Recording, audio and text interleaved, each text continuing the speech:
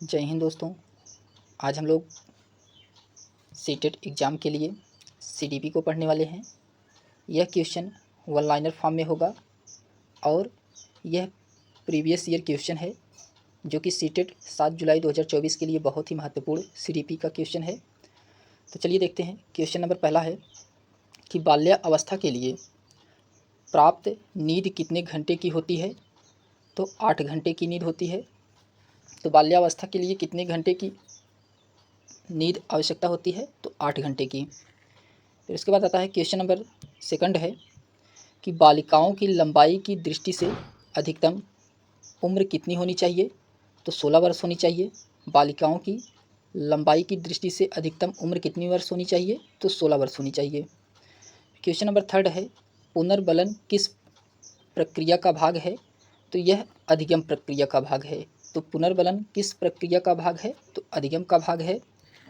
फिर इसके बाद आता है क्वेश्चन नंबर 4 है कि कौन सा कारक बालकों में व्यक्तिगत भिन्नता के लिए जिम्मेदार है? तो कौन सा कारक बालकों में व्यक्तिगत भिन्नता के लिए जिम्मेदार होता है? तो बुद्धि जो कि व्यक्तिगत भिन्नता के लिए जिम्मेदार होता है। फिर इसके बाद आता है क्वेश्चन नंबर 5वां है कि मानसिक वृद्धि एवं विकास किस कारक द्वारा नियंत्रित है? यह आनुवंशिकता एवं पर्यावरण कारक के द्वारा। तो मानसिक वृद्धि एवं विकास किस कारक द्वारा नियंत्रित है? तो आनुवंशिकता एवं पर्यावरण कारक के द्वारा। फिर उसके बाद आता है क्वेश्चन नंबर 6 है कि कक्षा में शिक्षण सहायक सामग्री का उपयोग किसके लिए किया जाता है? तो कक्षा में शिक्षण सहायक सामग्री का उपयोग किसके लिए किया जाता है? तो यह किया जाता है विशिष्ट अधिगम परिस्थितियां निर्माण के लिए। तो विशिष्ट अधिगम परिस्थितियां निर्माण के लिए कक्षा में शिक्षण सहायक सामग्री का प्रयोग किया जाता है। फिर इसके बाद आता है क्वेश्चन नंबर 7वां है कि प्राथमिक शिक्षा में खेल प्रणाली का प्रबल समर्थन किसने किया था? तो ये हेनरी कोल्डब्लैक कुक के द्वारा किया गया था, जो कि इनके द्वारा कहा गया था कि प्राथमिक शिक्षा में खेल प्रणाली को प्रबल समर्थन होना चाहिए। फिर इसके बाद आता है क्वेश्चन नंबर 8वां है कि पुस्तक द कंडीशन ऑफ लर्निंग ने सीखने के लिए कितने प्रकार बताए हैं? तो ये 8 प्रकार के बताए हैं। तो दी कंडीशन ऑफ लर्निंग में सीखने के कितने प्रकार बताए गए हैं? तो 8 प्रकार के बताए गए हैं सीखने की प्रक्रिया को। फिर इसके बाद आता है क्वेश्चन नंबर 9 है कि वह अवस्था जब बालक अपने अभिभावकों के साथ कम आनंदित होता है और किससे संबंधित है? तो ये सामाजिक विकास से। तो वह अवस्था जब बालक अपने अभिभावकों के साथ कम आनंदित होता है, यह किससे संबंधित है? तो सामाजिक विकास से संबंधित होता है। फिर इसके बाद आता है क्वेश्चन नंबर 10 है कि अस्थायी मानव दांत कितने होते हैं? तो अस्थायी मानव के दांत 20 होते हैं, 20 दांत होते हैं। फिर इसके बाद आता है क्वेश्चन नंबर 11 है कि अधिगम के नियम के तहत तत्परता का नियम प्रतिपादित किया है।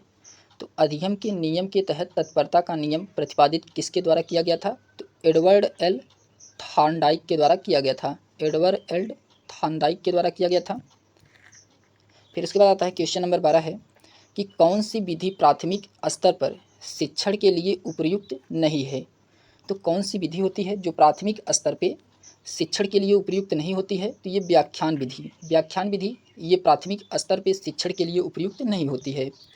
फिर इसके बाद आता है क्वेश्चन नंबर 13 है कि वह स्तर जिसमें बच्चा किसी वस्तु एवं घटना के बारे में तार्किक रूप से सोचना शुरू करता है, उस अवस्था को क्या कहा जाता है? तो मूर्त क्रियात्मक अवस्था कहा जाता है। तो मूर्त क्रियात्मक अवस्था कहा जाता है जिसमें बच्चा किसी वस्तु एवं घटना के बारे में तार्किक रूप से सोचना शुरू करते हैं। फिर इसके बाद आता है क्वेश्चन नंबर 14 है कि बच्चों के बौद्धिक विकास के 4 सुस्पष्ट स्तरों को किसके द्वारा पहचाना गया था? तो ये पियाजे के द्वारा पहचाना गया था। तो जीन पियाजे के द्वारा बच्चे के बौद्धिक विकास के 4 स्तर को पहचाना गया था। फिर इसके बाद आता है क्वेश्चन नंबर 15 है अल्पवयस्क बच्चों के अधिगम प्रक्रम में अभिभावकों की भूमिका कैसी होनी चाहिए? अभिभावकों की भूमिका उदासीन होनी चाहिए, उदासीन या नरम होनी चाहिए। फिर इसके बाद आता है क्वेश्चन नंबर 16 है कि बच्चों के संज्ञानात्मक विकास को सबसे अच्छे तरीके से कहाँ परिभाषित किया जा सकता है? तो गृह में। घर में बच्चे के संज्ञानात्मक विकास को सबसे अच्छे तरीके से परिभाषित किया जाता है। फिर इसके बाद आता है क्वेश्चन नंबर 17 है कि डिस्लेक्सिया किससे संबंधित है? तो व्यवहारिक विकार से संबंधित है डिस्लेक्सिया, जो कि ये वेरी इंपॉर्टेंट है, क्योंकि ये एग्जाम में कई बार पूछा गया है कि डिस्लेक्सिया किससे संबंधित होती है, तो ये व्यवहारिक विकार से संबंधित होती है। फिर इसके बाद आता है क्वेश्चन नंबर 18 है दोस्तों कि विशेष रूप से ज़रूरतमंद बच्चों की शिक्षा का प्रबंध किसके द्वारा होनी चाहिए? तो ये विशेष विद्यालयों में विशेष शिक्षकों द्वारा होनी चाहिए। इसमें कहा जा रहा है कि विशेष रूप से ज़रूरतमंद बच्चों की शिक्षा का प्रबंध किसके द्वारा होनी चाहिए? तो विशेष विद्यालयों में विशेष शिक्षकों द्वारा होनी चाहिए। फिर इसके बाद आता है क्वेश्चन नंबर 19 है कि अधिगम के प्रक्रम में अभिप्रेरणा क्या करता है? तो अधिगम के प्रक्रम में अभिप्रेरणा क्या करता है? तो नए सीखने वाले में अधिगम के लिए रुचि का सृजन करता है। फिर इसके बाद आता है क्वेश्चन नंबर 20 है कि कक्षा में विद्यार्थियों की रुचि बनाए रखने के लिए एक शिक्षक को क्या करना चाहिए? तो प्रश्न पूछना चाहिए। तो कक्षा में विद्यार्थियों की रुचि बनाए रखने के लिए एक शिक्षक को क्या करना चाहिए? तो प्रश्न पूछना चाहिए। फिर उसके बाद आता है क्वेश्चन नंबर 21 है कि विद्यार्थियों को विद्यालय में खेलना क्यों उचित है? तो विद्यार्थियों को विद्यालय में खेलना क्यों उचित होता है? तो यह सहयोग एवं शारीरिक संतुलन का विकास करेगा। तो सहयोग होगा और शारीरिक संतुलन का विकास करेगा, इसीलिए विद्यालय में खेलना आवश्यक होता है। फिर इसके बाद आता है क्वेश्चन नंबर 22 है कि एक शिक्षक विद्यार्थियों में सामाजिक मूल्यों को कैसे विकसित कर सकता है? तो उन्हें अच्छी कहानियाँ सुना करके एक शिक्षक विद्यार्थियों में सामाजिक मूल्यों का विकास करता है। फिर इसके बाद आता है क्वेश्चन नंबर 23 है कि एक शिक्षक के लिए सबसे महत्वपूर्ण क्या होता है? तो एक सुवक्ता होना चाहिए, जो कि एक अच्छा शिक्षक वही माना जाता है जो अच्छा एक सुवक्ता होता है। फिर उसके बाद आता है क्वेश्चन नंबर 24 है कि कक्षा में जो विद्यार्थी प्रश्न पूछते हैं उन्हें कैसे प्रोत्साहित करें? तो उन्हें स्वतंत्र रूप से उत्तर ढूंढने के लिए प्रोत्साहित करना चाहिए, जो कि यह विद्यार्थी प्रश्न अच्छी तरह से पूछ सकें। फिर उसके बाद आता है क्वेश्चन नंबर 25 है कि शिक्षा की किंडरगार्टन पद्धति का प्रतिपादन किसने किया था? तो शिक्षा की किंडरगार्टन पद्धति का प्रतिपादन किसके द्वारा किया गया था? तो मॉन्टेसरी के द्वारा किया गया था। फिर इसके बाद आता है क्वेश्चन नंबर 26 है कि एक शिक्षक को साधन संपन्न होना चाहिए, इसका क्या अर्थ है? तो इसका अर्थ होता है कि उनका अपने विद्यार्थियों की समस्याओं को हल करने का पर्याप्त ज्ञान होना चाहिए। तो एक अच्छा शिक्षक वही माना जाता है कि जो विद्यार्थियों की समस्याओं का हल कर सके, उसको अच्छा शिक्षक माना जाना चाहिए। फिर उसके बाद आता है क्वेश्चन नंबर 27 है कि संवेग व्यक्ति की उत्तेजित दशा है, यह कथन किसका है? तो बुडरवर्थ का है, जो कि संवेग व्यक्ति की उत्तेजित दशा, यह कथन जो है बुडरबर्ग का है। फिर इसके बाद आता है क्वेश्चन नंबर 28 है कि शैक्षिक विकास में मूल्यांकन का क्या अर्थ है? तो ज्ञान क्षमता का मूल्यांकन। तो शैक्षिक विकास में मूल्यांकन का क्या अर्थ होता है? तो ज्ञान क्षमता का मूल्यांकन होता है। फिर इसके बाद आता है क्वेश्चन नंबर 29 है कि संज्ञानात्मक विकास के 4 चरणों कौन से हैं? तो संवेदी, पेशीय, पूर्व संक्रियात्मक, स्थूल संक्रियात्मक और औपचारिक संक्रियात्मक की सही पहचान किसके द्वारा की गई थी? तो ये पियाजे के द्वारा किया गया था। जो संज्ञानात्मक विकास के 4 चरण होते हैं, संवेदी, पेशीय, पूर्व संक्रियात्मक और स्थूल संक्रियात्मक और औपचारिक संक्रियात्मक, ये पहचान जीन पियाजे के द्वारा किया गया था। फिर इसके बाद आता है क्वेश्चन नंबर 30 है कि कौन से गुण अच्छे मानसिक स्वास्थ्य के नहीं हैं? तो स्वयं में सीमित रहना। तो स्वयं में सीमित रहना, जो कि ये अच्छे मानसिक स्वास्थ्य के नहीं हैं। फिर उसके बाद आता है क्वेश्चन नंबर उसके आगे ही है, ये नंबरिंग में गलत है। तो आपराधिक बालक कौन होते हैं? तो आपराधिक बालक जो असामाजिक कार्य करते हैं उन्हें आपराधिक बालक कहते हैं। फिर उसके बाद आता है राष्ट्रीय दृष्टि से वर्धित तथार्थ संस्थान NIVH कहाँ स्थित है? तो देहरादून में स्थित है।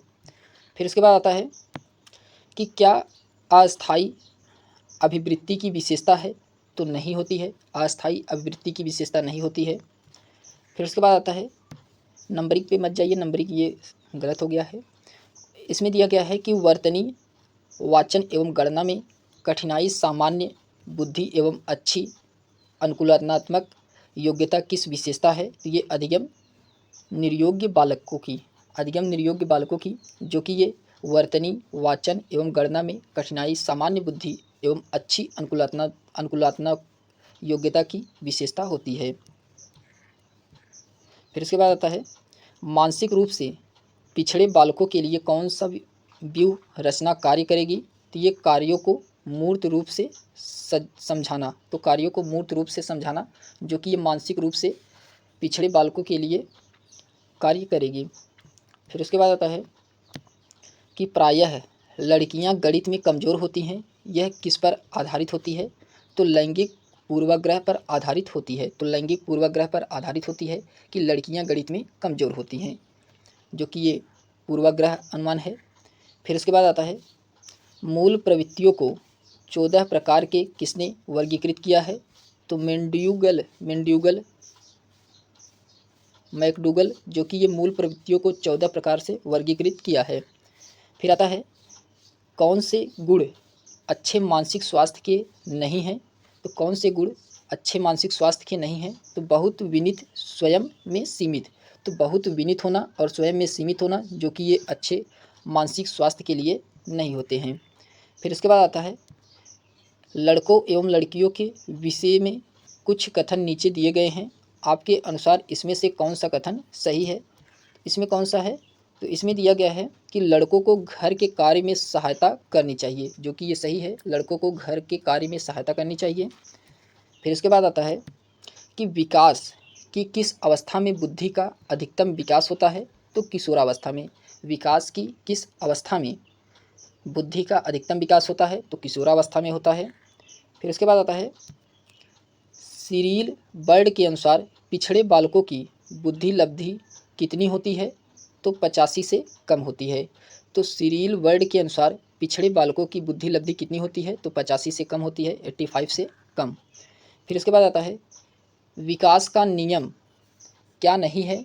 तो विकास का नियम क्या नहीं होता है। तो विशेष से सामान्य की ओर, विशेष से सामान्य की ओर, जो कि ये विकास का नियम नहीं होता है। फिर उसके बाद आता है, बालक के विकास का नियम क्या नहीं है। तो विकास बिना दिशाओं का नियम है, जो कि ये बालक के विकास का नियम नहीं है। फिर इसके बाद आता है, विकासात्मक सिद्धांत का नियम इनमें से कौन सा नहीं है। तो विकासात्मक सिद्धांत का नियम इसमें से कौन सा नहीं है। तो संज्ञानात्मक विकास का सिद्धांत जॉन विक के द्वारा किया गया था, जो कि ये जॉन विक के द्वारा नहीं किया गया था, ये विकासात्मक सिद्धांत का नहीं है। फिर उसके बाद आता है, क्वेश्चन नंबर नेक्स्ट है कि फ्राइड ने मन की कौन सी दशा नहीं बताई। तो विकसित चेतना, जो कि ये फ्राइड ने मन की दशा को नहीं बताया है। फिर उसके बाद आता है, बच्चों का विकास किस प्रकार का होता है। तो वर्तुलाकार का होता है बच्चों का विकास। फिर इसके बाद आता है, इच्छाओं की जननी किसे कहा जाता है। तो ईदम को इच्छाओं की जननी कहा जाता है। फिर आता है, वास्तविकता का सिद्धांत किसे कहते हैं। तो अहम को वास्तविकता का सिद्धांत कहा जाता है। फिर इसके बाद आता है कि आशीर्वादी या नैतिकता का सिद्धांत किसे कहते हैं। तो परम अहम को आशीर्वादी या नैतिकता का सिद्धांत कहा जाता है। फिर इसके बाद आता है कि फ्रायड के अनुसार व्यक्ति में कितने प्रकार की मूल प्रवृत्ति पाई जाती है। तो ये दोनों पाई जाती हैं। तो फ्रायड के अनुसार व्यक्ति में कितने प्रकार की मूल प्रवृत्ति पाई जाती है। तो 2 प्रकार की पाई जाती है। फिर उसके बाद आता है, मनोवैज्ञानिक वातावरण में कौन सा नहीं आता है। तो अनुचित पाठ्यक्रम, जो कि ये मनोवैज्ञानिक वातावरण में नहीं आता है।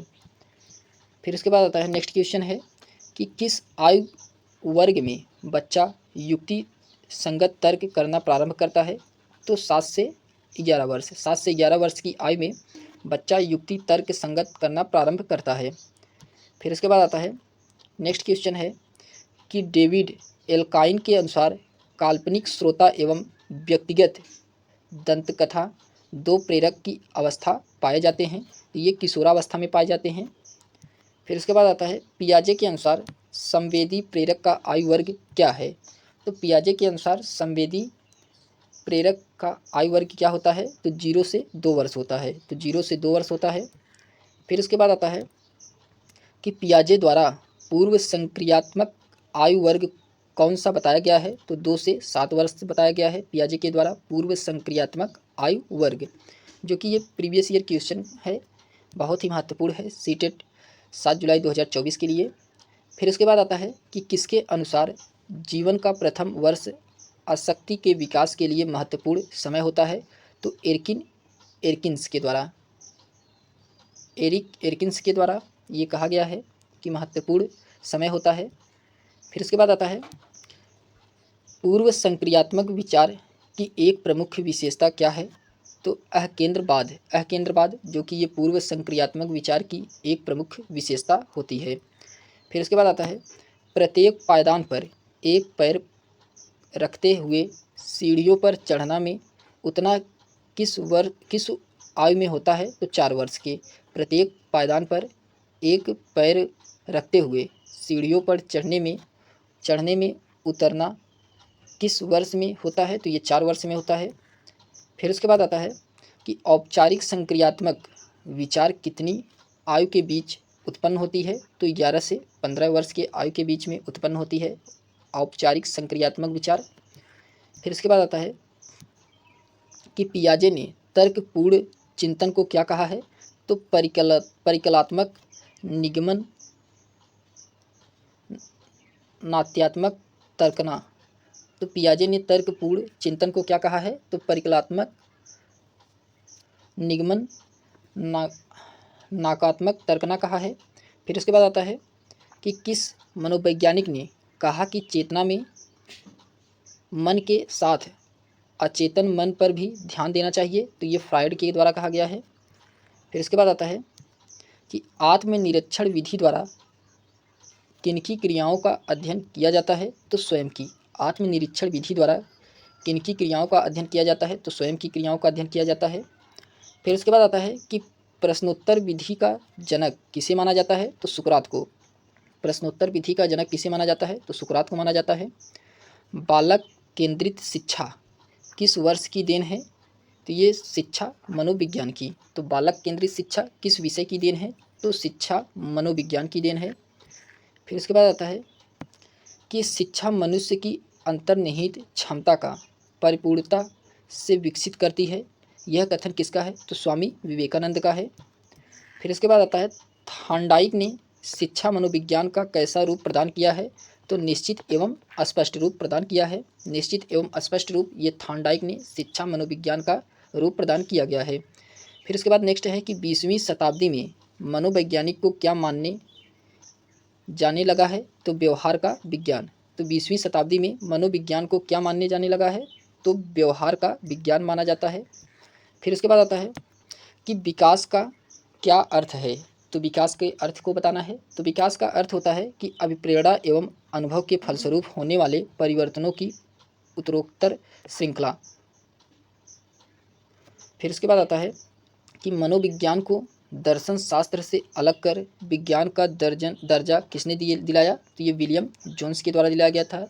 तो मनोविज्ञान को दर्शन शास्त्र से अलग कर विज्ञान का दर्जा किसने दिलाया? तो विलियम जोन्स के द्वारा दिलाया गया था। फिर इसके बाद आता है कि सीखने की प्रोजेक्ट विधि किस अवस्था के लिए उपयोगी है? तो ये बाल्यावस्था, पूर्व अवस्था, बाल्यावस्था और किशोरावस्था, ये जो कि सीखने के लिए अच्छी अवस्था मानी जाती है। फिर इसके बाद आता है कि जर्मन के लीपजिंग विश्वविद्यालय, जहां प्रथम मनोवैज्ञानिक प्रयोगशाला 1879 में स्थापित की गई थी, वर्तमान में उसका नाम है तो कार्ल मार्क्स विश्वविद्यालय। तो कार्ल मार्क्स विश्वविद्यालय इसका वर्तमान में नाम है। फिर इसके बाद आता है कि मानव विकास किस रूप में होता है? तो मात्रात्मक और गुणात्मक मानव का विकास होता है। फिर आता है विकास के परिणाम स्वरूप नवीन विशेषताएं और नवीन योग्यताएं प्रकट होती हैं। यह कथन किसने दिया था? तो हार्लॉक के द्वारा यह कथन दिया गया था। फिर इसके बाद आता है कि बालक विकास में किस पर बल है? तो बालक विकास में किस पर बल है? तो गर्भावस्था से किशोरावस्था तक अध्ययन होना, जो कि ये बालक विकास की अवस्था होती